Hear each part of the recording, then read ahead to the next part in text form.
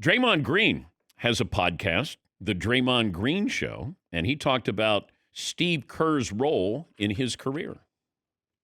As much as he's done for me in basketball, a part of me think he's hindered me in my career and what I could have become. When KD came from 2016 on, I have not had a play in our playbook, not a single play that we run for me in our playbook.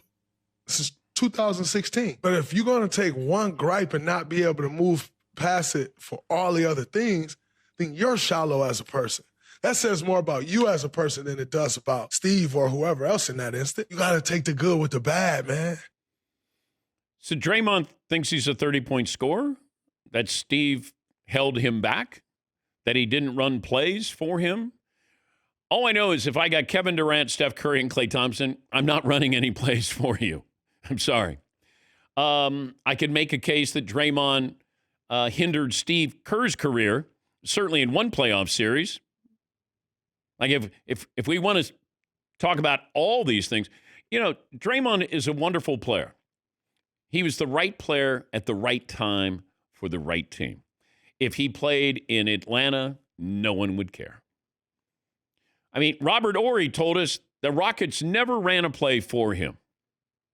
Big Shot Bob, a guy that you would run plays for because he is a knockdown, cold-blooded killer at the end of a game. And he said they never ran a play for him. What play are you running for Draymond? And once again, if I look at my first three options, I'm not getting to my fourth option. Yes, Marvin. There's no way I have maybe the most unstoppable offensive force ever in Kevin Durant. Wait, KD, you hold on. We're going to run this pick and roll play for Draymond Green.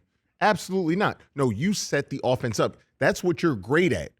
Like, he was basically the point guard on that team. Yes. I don't ever like when people say, oh, Steph Curry's a great point guard. No. He's a shooting guard.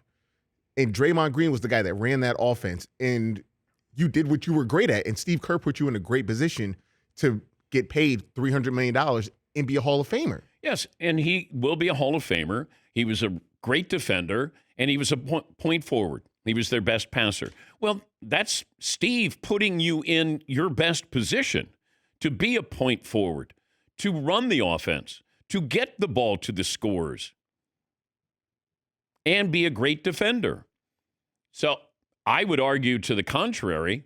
Steve Kerr understood, look, Draymond was, I think, two-time Big Ten Player of the Year at Michigan State. I think what he did in the NBA to become a Hall of Famer is a surprise to most people.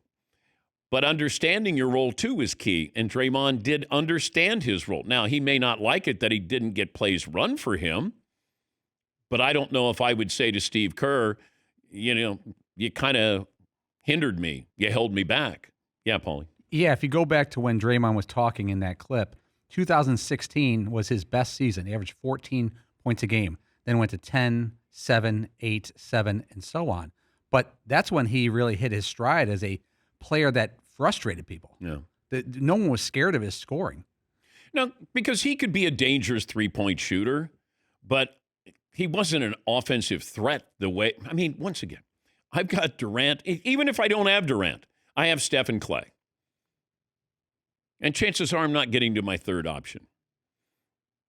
So, but look, I don't know if Draymond, I want to be fair to the context of this. I don't know if he sounds mad other than what could have been. Maybe I could have been an 18-point scorer per game. Maybe something like that.